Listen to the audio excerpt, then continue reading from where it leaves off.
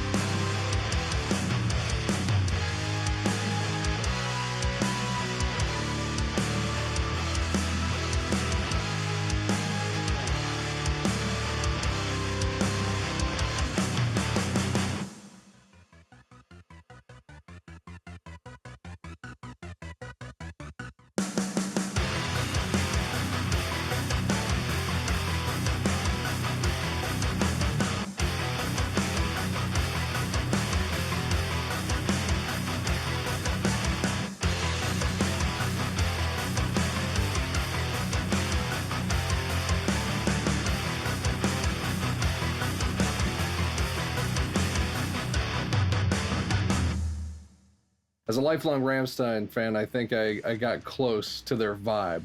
Hopefully, anyway. I think I did with that in mix. It sounds pretty cool. I could definitely at least picture some fire going off to that. And yeah, I think I got close. So these have been on my radar for a little while. I mean, they look killer, right? That red is just so striking and cool. And I do like it when they have the pole pieces exposed with these. I think that's a really cool look.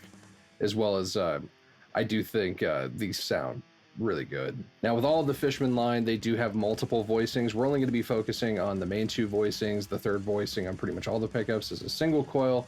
Not really anything I'm going to be interested in, not how I have it set up in the guitar. I only have it set up to do a push-pull between, the one voice and the second voice. So we're not going to worry about the single coil. Plus, I mean, we're here for all the chugs, right? So they went with a mixed magnet set on this. The bridge being ceramic and the neck being El Ninco. So unsurprisingly, voice one is going to be a modern active kind of voicing. I mean, Richard's been using EMGs for years. So, I mean, if you're going to be using the 81, you're definitely going to want an active pickup. But of course, this is way more dynamic, way less compressed. It definitely has more low end than you'd find on a normal active pickup. I found it to be nice and full and chunky while still remaining tight. It has a nice cutting mid-range. And of course, that super clear hi-fi top end that you come to expect from FIshman pickups. Now, to compare and contrast with some other FIshman pickups, like I said, this has a nice, cutting mid-range. Definitely doesn't have as much mid-range as something like a modern, and it's definitely got a fuller low end than something like a modern. I know a lot of people tend to, either love the mid-range of the modern or think it's a little bit too much and even think it sounds a little bit nasal. So if you think that the mid-range on the modern is a little bit too much for you, I think this might be a better place for you. It's still cutting and nice, definitely has a nice mid-range, but it's not so much that it can get honky with certain amps or gear. And very recently, I also demoed the McThompson pickups. It has a little bit more mid-range than those, and also a tiny bit more low-end. It's a little bit chunkier than those. And I realized that because I put them in the same guitar, and I was playing into my Ingalls Savage, and when I was playing with the McThompsons, I like to use the bass booth, so it was a bit chunkier. And when I was playing with these, I would keep the bass boost off because it would just be too much. There'd be too much low end going on. So definitely something to kind of compare between a couple of their other pickups. Now, Voice 2 is a very passive sounding. It's a lot more dynamic. It's definitely a lot fuller on the low end. It has way less top end and cut to it. It's not like a low output like a PAF or anything. It's more like a medium output kind of, just passive style humbucker. Definitely something cool if you want another kind of voicing. Really good for cleans, really good to kind of bring stuff down for more of a crunchy sound instead of searing high gain. And also pairs really good with an overdrive. So I have these in my LTD MH1000. I'm tuned to a little bit lower than Rammstein normally go. I have this in drop B, but still managed to nail the aesthetic of it. Now, I know it's a crime because Richard's one of the most known people to use a dual rec in the industry, and he has one of the most godly high gain tones ever. But I didn't want to go into my dual rec with this. I feel like in order to get the dual rec sounds I want, you need a boost. I didn't want to have to boost it to get the tones with this because I just wanted to show off how the pickups sound. So this is actually going to go into my Ingalls Savage. And come on, close enough, right? I mean, it's from Germany. I mean, close enough, right? Even it's definitely not a dual rectifier, but it sounds really good, and it's a way to show off, just how good these pickups sound. So I had this going into my Ingalls Savage 120 for the in mix. We're going to have it going into that for the out of mix. You're going to hear that with some high gain tones with the multiple voicings. Then I'm going to put it on the Crunch 1 so you can hear it a bit more mid to low gain, and then we'll hear it on the clean channel so you can hear how it does with cleans. Now, all of that is going to be going into my Two Notes Captor X, which has an IR blend of my DV77 and VM1265 speakers. It's like 97, 95% the DV77. I just blend in a smidge of VM1265 just for its mid-range, but it's mostly that DV77. But that's enough talking about it. Let's actually just hear this thing outside of a mix.